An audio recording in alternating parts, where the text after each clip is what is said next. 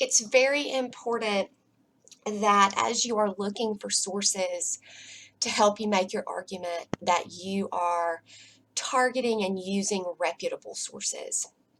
I am going to talk you through and navigate through for you a few places to look in order to find good sources, as well as some tips for you if you're going to do a Google search.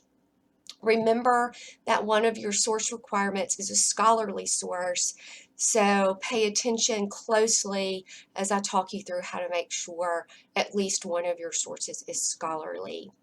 I'm also going to show you here how to create a works cited entry that you will have to include on your working bibliographies and for obviously on your works cited page for your final draft. So one of the places that's very easy and user-friendly for students that guarantees reputable sources is the Alabama Virtual Library. Now, some of you may have had experience with Alabama Virtual Library in other courses, but I want to specifically walk you through searching those databases just so that I'll know that I communicated this information to you as well.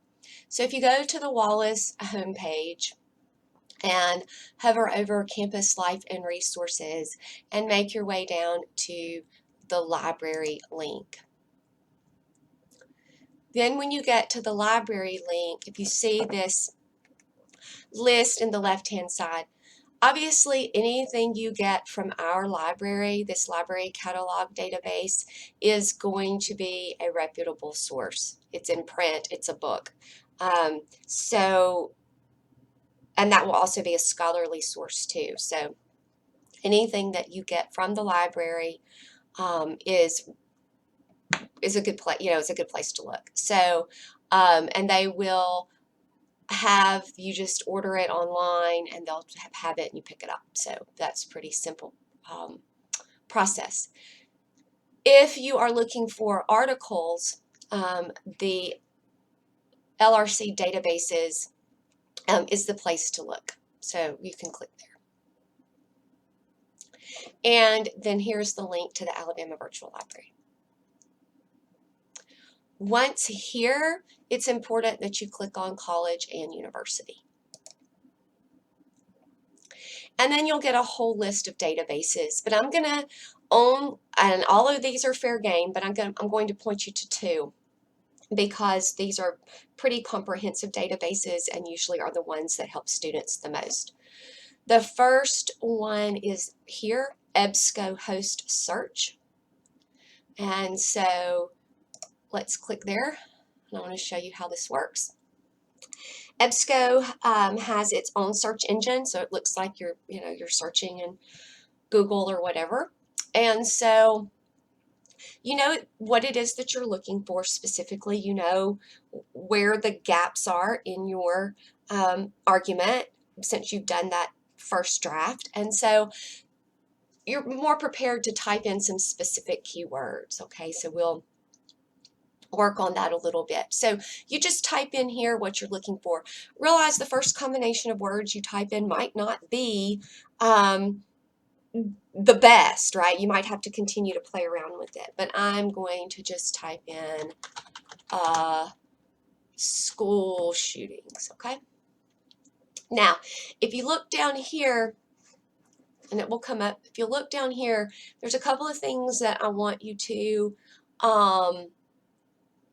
make sure that you understand.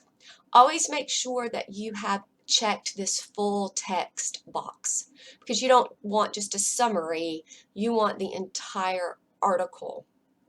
Then when you're looking for that scholarly source, right, there's a box you can check there too, and it will further filter.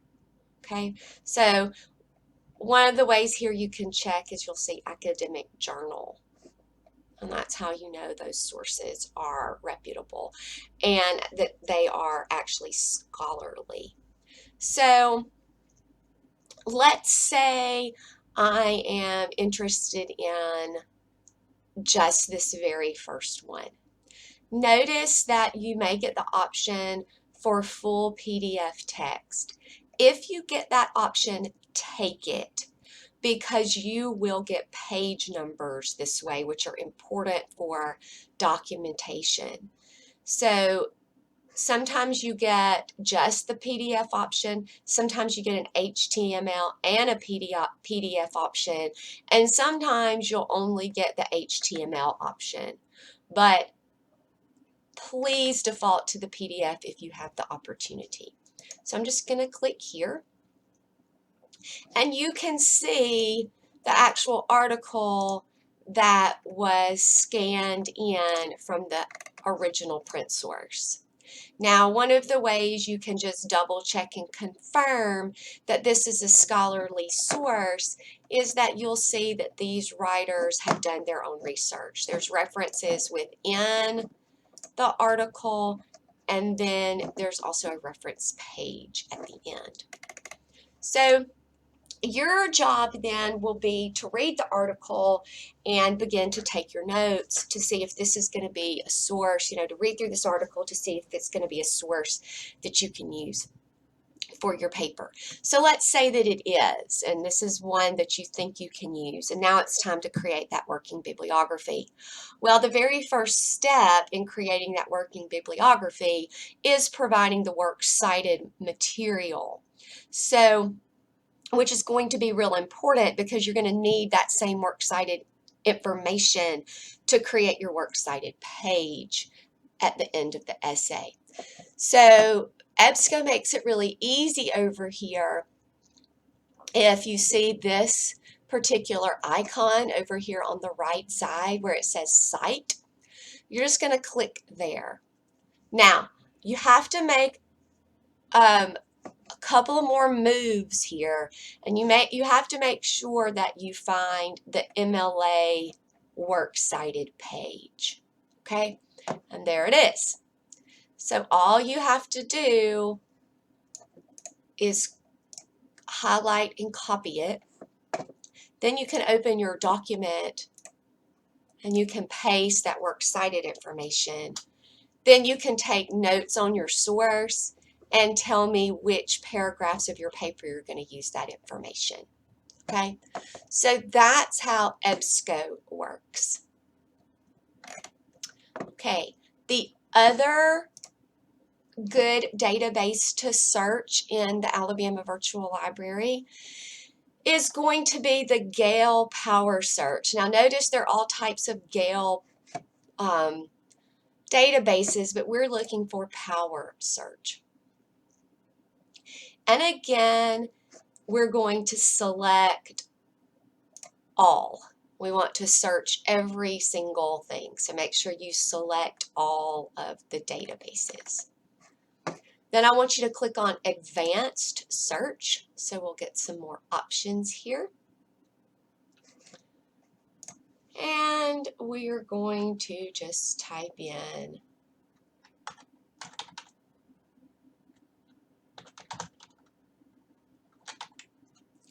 school shooting. Okay? We want documents with full text. And again, if you want peer-reviewed articles, that would be your scholarly source. You would click there.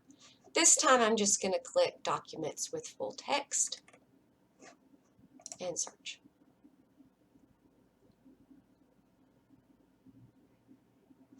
Okay. Now notice these are going to be, these come from magazines. You can see up here if you want academic journals, which these are going to be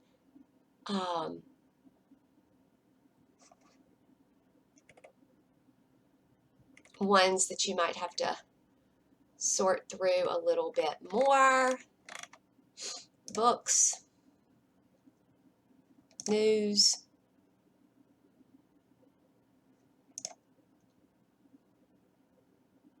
all kinds of different options. So let's click on books and let's go here.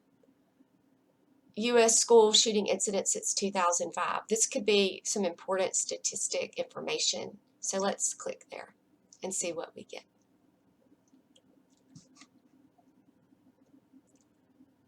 And then these are it's just a timeline. Now notice the interesting thing here is we don't have a PDF option, do we? We just have the actual information itself. Did you see where it was taken from? Here is the bibliographical information. So we can, and notice that the good thing about Gale is that it defaults to MLA, so you don't have to change anything. So we can select this. We can go back to our document. We're going to go to another source, right? We're going to move on down to a new one. So let's start a new page. Because this is a different source, it's going to be a different, oops, sorry. It's going to be a different working bibliography. So let's copy it, paste. Okay, and if there's any information there we'd want to use, we can use that too. So that's how Gale works. Now, let's say you want to do a Google search, and there's nothing wrong with this, but you just have to make sure that you've got reputable sources. Sources that end in .org, .edu, .gov, and then sources that have print counterparts. Those are places where you need to stay when you're doing a Google search. So let's just Google school shootings in 2020, how many and where. So some of these you can look and see, okay, this is a .org, this is a .org, this is Wikipedia, so it's off limits. CBSnews.com, that's a reputable source because you recognize CBS News. APnews.com, that's going to be a reputable source. So let's just pick this one.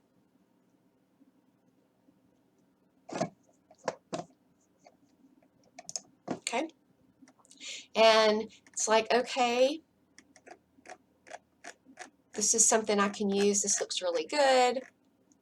And so I want to use it. So how do I create a working bibliography works cited entry? Because I don't have that cute little tool, you know, that'll automatically do it for me. So this is when you need to use an online citation creator. That can be EasyBib, that can be Citation Machine. It doesn't really matter, I don't care, but just there's plenty out there for you to use. I've linked Citation Machine for you, and I will show you how that works. The first thing that you have to do in all of these online citation makers is to copy the URL. Okay, so just go up to the URL and just copy that. Then we can navigate over to Citation Machine, and I'll link this on our Blackboard page as well. So we want Citation Machine in MLA.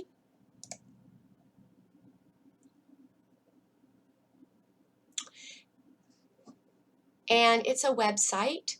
So all we have to do now is paste the URL and search. And this is it. So this is the one we want. So we're going to click Cite. Yep, that's the right one. We're going to click Continue. We need to look back and see if there was an author, because notice that this tool didn't find the author, so we can toggle back over and just double check. Sometimes there's a byline for the author. Sometimes the author's name may be at the bottom. So we'll do a little bit more investigation to see if we have an author. And we do. We have reporting and analysis. We have a contributor. So let's go with these people right here being our authors: Leslie Maxwell, Holly Peel, and Denise Superville. So we'll go back over here. In first name, we'll do Leslie Maxwell. We'll add the other authors, Holly Peel,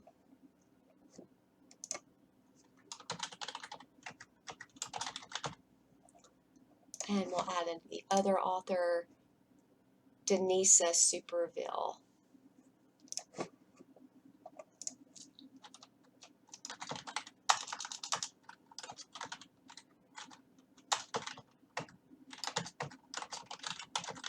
Okay, so we're going to complete our citation now.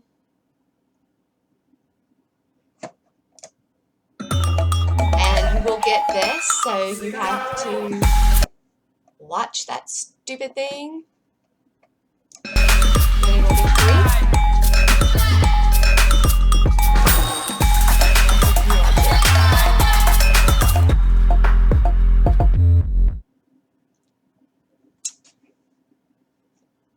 And after that small little glitch, then we're going to copy the citation. We'll go back to where we're keeping our working bibliographies. We'll move on to our third page, and we'll paste. And then we can take our notes on that particular source. So these are the beginnings of our working bibliographies. So now my job would be to take notes on my source and then to indicate in which paragraph, which piece of information will appear. For this particular source, because there's page numbers, you're going to need to include the page number by each piece of information that you think you're going to use. This one doesn't have page numbers, so you won't have to include that, and neither does this one. So please let me know if you have any questions about how to navigate AVL or find reputable sources from a Google search and to create these works cited entries.